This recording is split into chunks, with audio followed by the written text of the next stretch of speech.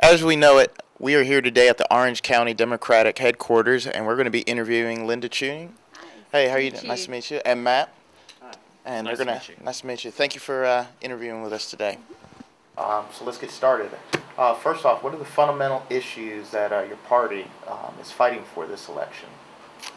Well, the big issue, nationally as well as within North Carolina is, of course, the economy. Everyone is concerned about the economy. We're still in a recession with all that's been done and all the challenges that everyday people are meeting. It is the economy. It is bringing jobs. It is keeping people so they can live their life. And do you wanna add And some? well, as Linda said, it is the economy. The government says technically we're out of a recession, but many people still cannot find the jobs that they really need to move forward with their lives and to ensure that they have what they need, the basic essentials, and they're not able to find work, and part of that is not being able to get credit. Local businesses not being able to get credit to hire folks. Unemployment, it's rampant, and really this election is about which party can move the country forward and bring jobs to everyday people. Okay. That kind of leads into well, you were just talking about the economy. With the economy being the biggest thing, bailouts they started when the recession hit, and bailouts started in the last year of George Bush's term and continued on in the first year of Obama's term. Are bailouts related, or are they two separate events? The bailout word. Well, I don't like to use the word bailout. It does have a negative connotation, and it's not what I think most people would have preferred the federal government to have done. But when we saw the economy go down in the last bit of 2008, right around, I believe, September, you had these large banks that realized that they had assets that were troubled. They were toxic, and that's why we have the TARP program, the Troubled Asset Relief Program, as a way to mitigate that.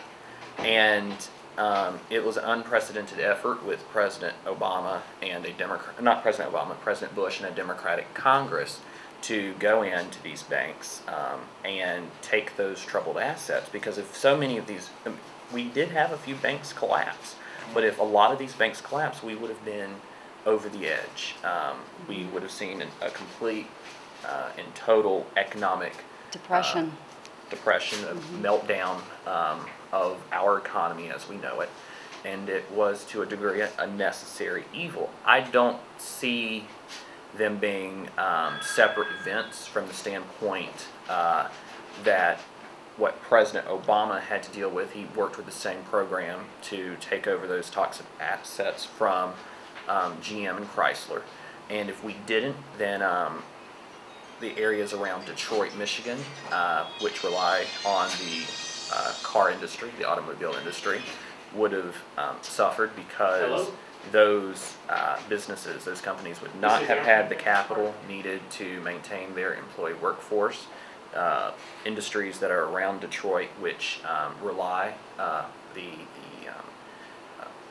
auxiliary companies that supply materials would not have been able to also provide work for people. So it was really a way to stabilize jobs, to ensure that our economy just does not go And down the hole. many economists, the top economists say, even Republican economists, not just the Democrats saying this, that without the bailouts or without that money being put back into the economy, we would be at 16% unemployment.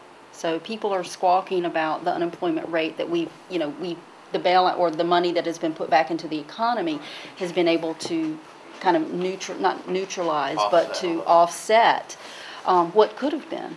And you That would would have been devastating. You would have seen what happened on Wall Street even negatively impact Main Street even more. And I think it's prudent to say that the taxpayers invested this money into these troubled companies, and the taxpayers saw a return investment, a positive. We made a profit on this money, and that is being used to help pay down the nation's debt. So it did work out for the American people in the end. We're still not there. We still have a ways to go. Okay. But we can see at this point, we can see that the economy is growing again. It's just getting the jobs part back And do you into. foresee the national debt going down? If they, yeah, I mean, with smarter government, with more organization, with more efficiency. For example, healthcare reform. That was a huge piece of legislation that came in. However, as it's put in, all of that is paid for with other ways, by siphoning off money from other ways which are either inefficient or a lower priority than the healthcare reform. So, yeah. And going on healthcare reform, it will actually help with the deficit. It will actually lower the deficit over time. Okay. All right. Well, let's move on to what role should government have in society? This is one of your favorite subjects. It is. Well, the role of government it should be to help the many and not the few, and I think that is something that you started to see when the Democrats took over the Congress in 2007 after the midterm elections that year, and you saw it go further with the strengthening of those majorities in 2008 with more Democratic governors elected across the country and with a Democratic president. Our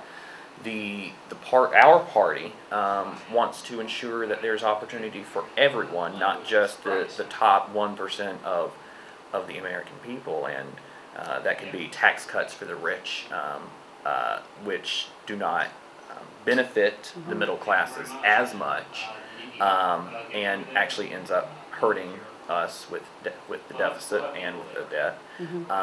The minimum wage. You see there are Republican candidates across the country this year who do not believe that the minimum wage is constitutional, that it should be abolished. And when the Democrats in 2007 pushed to raise the minimum wage, you saw everyone from the Republicans in Congress to the President Bush, oppose that effort, even though it would help the vast majority of people in the middle class. Now, one of my favorite talking points these days is that I believe that the Democratic Party has moved to be more the party of humanity, that our ideas and our ideals and what we're working to achieve doesn't necessarily stop beyond our at our driveways. It's like we actually care about other people, and you'll see that reflected in a lot of the social programs, the legislation that we're looking at, the that's not fair types of legislation that you'll see on the floor. So I really think it's just a fundamental ideology of what are you looking at? Are you looking at more about society and bringing everyone together, or are you more interested in yourself? Maybe yourself and your family versus, other people in your community. We're a very diverse country. There are so many pockets of communities with different cultures and different ways, different systems and different ways of making a living and different languages.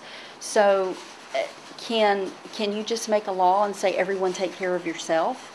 And what we're finding is because of very different opportunities in different areas of the country, and maybe people can't take advantage of certain opportunities, or it's not an easy ride for them. Maybe they do need a bump to help them realize what I still believe in the American dream. So if people can't do that, and if the economy itself, or if private businesses are not able to step in and do that, and enough is not being done, and we're still seeing people suffer, we're still seeing people fall behind, yes, then maybe government does need to step in to ensure that our citizens and our permanent residents and everyone who's in this country by no fault of their own, whether they were came as children or whatever, does have that opportunity. And I think, so government should step in to provide that so they can live a life as humans. And I think this is a long-ranging policy for the Democratic Party. When you look at some of our more prominent leaders at the national level, you have people like FDR and JFK and LBJ, and at the state level, two former governors, Terry Sanford and Jim Hunt. These are the policies to ensure that everyone has opportunities that they can take advantage of and become to seek prosperity for themselves, for their families, and to advance themselves as people and individuals. You said the American dream. I want to touch on that. Many times the question of religion seems to come in direct conflict with the First Amendment. And the First Amendment sometimes seems to come in conflict with what's printed on the dollar bill. Does it? Which one wins? Is it in conflict? Well, it's sometimes is perceived to be. Right. Well, the way I view the First Amendment is that the First Amendment says that the government will not establish its own particular religion. It will not establish a national church. And there are countries around the world that do have an official religion. I believe that the First Amendment guarantees Americans the right to practice whatever religion they want or to practice no religion. Things such as "In God We Trust," I don't think is an endorsement nor an establishment of any one particular faith. There is, it's not in the Christian God we trust, but just in a higher power, which most Americans do believe in some form of religious deity. If you look at the dollar bill, it's a pyramid. That's not a Christian symbol. It's actually a Masonic symbol. So, yes, it says "In God We Trust," but what are the various interpretations of God? You can go to every major religion and the minor religions around the world, and most will have their own form of God. Many will call it God, but still have a different perception of how they see God or how they experience God. So I don't see it as a conflict at all. And again, it goes back to the diversity in our country. You ask, are we a Christian nation? Yes. Well, no, because we don't have a national religion. Yes, Christianity, mainly because of circumstances, is the majority religion in this country that most people who are citizens or maybe even permanent residents, many do practice one form of Christianity or another. However, we're not a Christian nation, we're not a Jewish nation. We're not a pagan nation, and we're not a Muslim nation. We're a nation of all religions, and that's America. We're welcome. A nation of religious tolerance.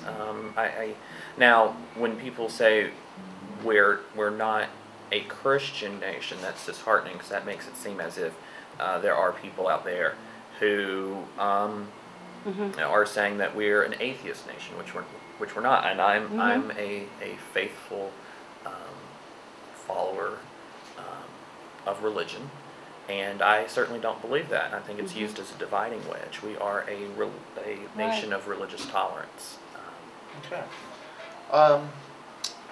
Why are these elections important to everyday people like myself? Like this congressional elections right now. Elections or politics or being engaged in the political system or the election cycles is probably the number one way for you as a person to actually run your own life. Very often we feel that some things are out of our control. I remember in 2008, one of the some of the best conversations I had were from people who had given up on voting. They're like, why should I vote? Nobody cares. They're going to put whoever they want in office anyway, and they're going to do whatever they want. And so our message at that point was, no, your vote matters. Go out and vote. It's because you can decide who you want to represent you. You can decide who you want either on the state level to be in Raleigh to decide, we've got a very limited budget, how is that spent? Do you want good decision makers? How do you define a good decision maker to make decisions that affect your life? Your children are in the schools. Who's deciding how much money goes into the schools and how they are tested, how they are considered educated? What do they get? Health care, Medicare, immigration reform that's going on. Who do you want making these decisions? It is up to you. So I think the more people in this country who realize, and you become informed, you pay attention, and you make up your own mind instead of listening to little sound bites. Just be very aware of what's out there, and whether you disagree or you agree with whatever party is in power, still make up your own mind.